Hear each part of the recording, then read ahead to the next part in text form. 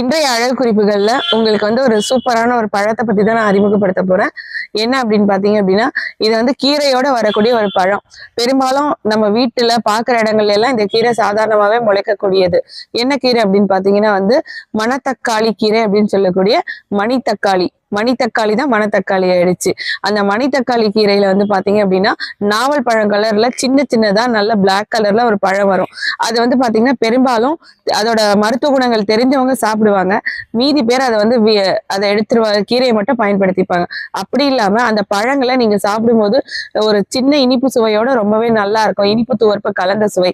அதை நீங்க எடுத்துக்கும் போது என்ன ஆகும் அப்படின்னு பாத்தீங்கன்னா உங்களோட மவுத் அல்சருக்கு அது ரொம்ப பெரிய, அதாவது வாய்ப்புண்கள், காய்ச்சல் அடிச்சு அதனால் வரக்கூடிய மவுத் அல்சர், இல்ல சாதாரணமாவே இருக்கக்கூடிய மவுத் அல்சர், அதுக்கு வந்து மிக சிறந்த நிவாரணம்.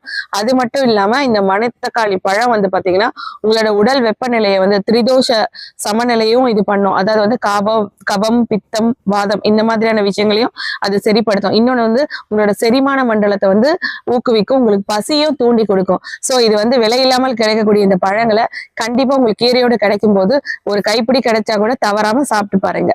Thank you.